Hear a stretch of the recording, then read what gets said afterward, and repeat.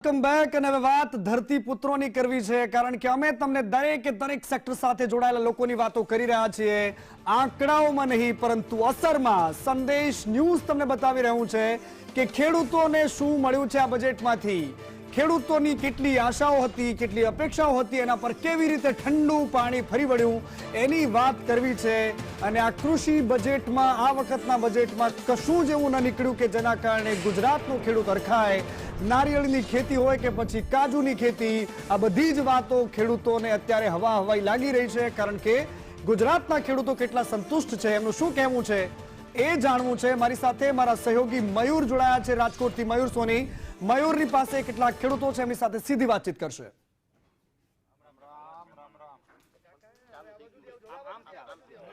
હા બિલકુલ મનીષ ધરતીપુત્રો દેશની આત્મા કૃષિ કહેવાય છે અને કૃષિ સાથે જોડાયેલા જે કૃષિના જનક અન્નદાતા છે આપણે તેમની સાથે જ વાત કરશું આપણી સાથે રાજકોટના તમામ તાલુકાઓમાંથી આવેલા યુવા ખેડૂતો છે સાથે સાથે વરિષ્ઠ ખેડૂતો છે કે જેઓ રાસાયણિક ખેતીને પણ જોઈ ચૂક્યા છે પ્રાકૃતિક ખેતીને પણ જોઈ ચૂક્યા છે સૌથી પહેલા આપણે બચુ બાપા પાસે જઈએ શું કહેશો તમે જે પ્રકારે ખેતીની વાત કરવામાં આવી છે બજેટની અંદર વાત કરવામાં આવી છે તમને શું લાગી રહ્યું છે બેઠા બેઠા તમે બોલો તમારી વાત કરો અત્યારે ખેડૂતને જે પ્રાકૃતિક ખેતીમાં જ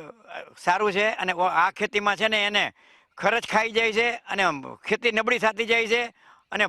પાક પણ એનો ખાવા લાયક નથી બનતો અમુક જગ્યાએ રાસાયણિક ખાતરની વાત રાસાયણિક ખાતરથી અને હવે છે ને આપણે જે ઓર્ગેનિક ખાતર ઉપર ઉતરવું પડશે અને ખેતી એના ચલાવવી પડશે કારણ કે કચ્છમાં છે ને આજે વર્ષો થયા એનું પ્રમાણ છે એક હમણાં 4 દિવસ પહેલા જ એક વિડીયો આવ્યો હતો આ બજેટની વાત કરીએ દાદા તો બજેટની અંદર કોઈ નક્કર જાહેરાત ખેડૂતો માટે નથી માત્ર બગાયતી ખેતીની વાત કરી છે હા એટલે એ કોઈ ખેડૂત માટે જાહેરાત નથી આ બગાયત ખેતીની જ છે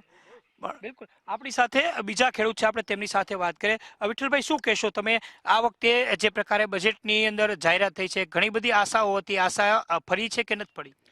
આમાં આશા ફરી નથી કારણ કે આશા ઉપર પાણી ફરી વળ્યું છે એનું કારણ છે કે આજે જનરલી જે રીતે ખેડૂતો ખેતી કરતા હોય છે એને જે કંઈ જરૂરિયાત છે એ સરકાર તરફથી કે સરકારની સબસિડી કે રાહત દરથી એને કાંઈ ઉપલબ્ધ નથી થતું જેને કારણે ખેડૂતો પીસાઈ રહ્યા છે મોંઘવારીનો માર એવડો પડી રહ્યો છે કે ખેડૂતોને ખેતી કરવી મુશ્કેલ થઈ પડી છે અને ખેડૂતો ખેતી છોડીને કંઈ ઓર ધંધામાં કે સિટી તરફ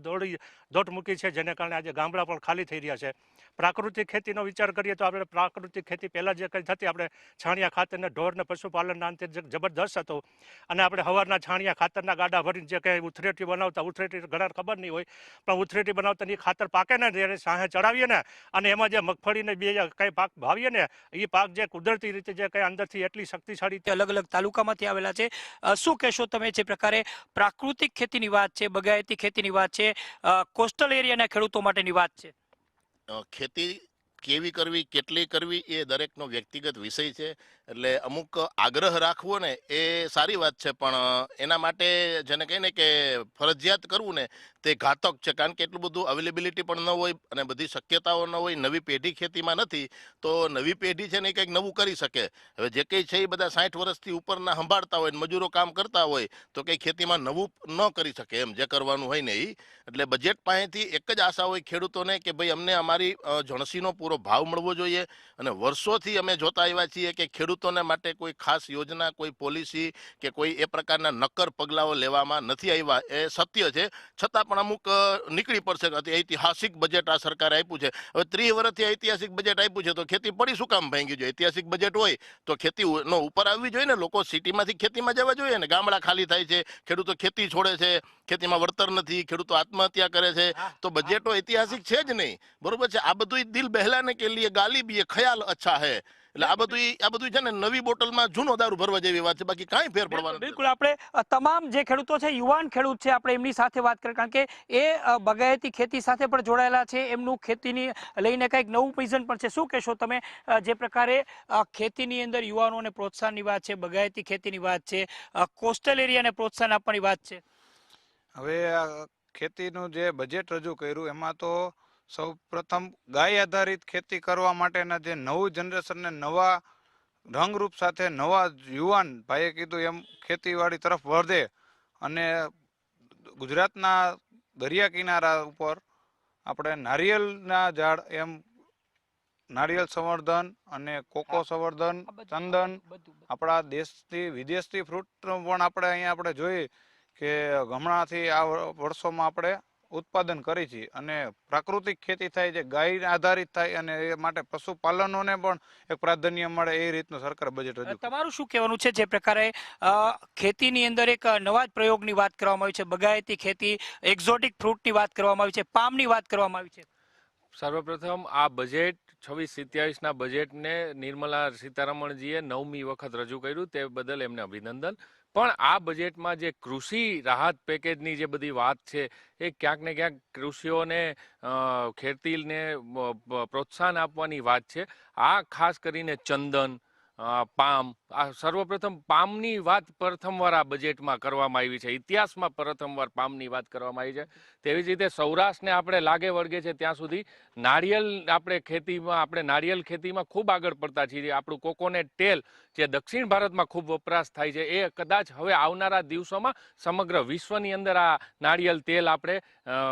પહોંચાડવાનો પ્રયત્ન કર્યો છે. એટલે ક્યાંક ને ક્યાંક નાના ખેડૂતોને અને ખાસ કરીને ઓર્ગેનિક પ્રાકૃતિક ખેતીને પ્રોત્સાહન આપવાનું અને એક આ બજેટની અંદર જે કિસાન ક્રેડિટ કાર્ડ 3 લાખ રૂપિયાની હતી મર્યાદા, એને 5 લાખ કિસાન ક્રેડિટ કાર્ડની યોજનાને 5 લાખ સુધી લઈ જવામાં આવી છે. એ બદલ પણ આ સરકારનો આભાર માનીએ છીએ. આવી જ રીતે આ બજેટ યુવાનોને બીજી રીતે જ આપણે કહીએ કે અત્યારના ફાસ્ટ યુગમાં વાત કરીએ તો ઓરેન્જ ઇકોનોમીને બૂસ્ટર ડોઝ આપ્યો છે, જેનાથી ગેમિંગ અને એપ્લિકેશનોને પ્રોત્સાહન મળશે. એટલે 20 લાખ નવી નોકરીઓ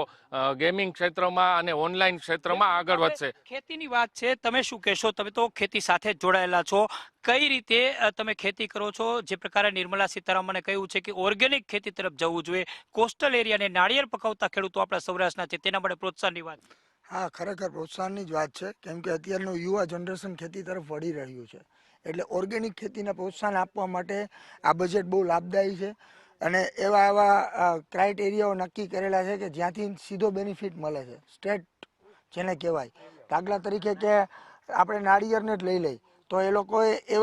એવા સમીકરણો સેટ કરેલા છે કે જે દરિયા કિનારે આપણે નાળિયેરની ખેતી બી કરી શકીએ અને એનું ટ્રાન્સપોર્ટેશન ઇઝીલી રીતે આપણે ટ્રાન્સપોર્ટ કરી શકીએ. વાત રહી પામ તેલની, તો એની અંદર બી પ્રોત્સાહન માટેના ઘણા સોર્સિસ આપેલા છે. પણ એને ભલે એવું જરૂરી નથી કે ખેડૂતને સ્ટેટ ફાયદો જોઈએ છે,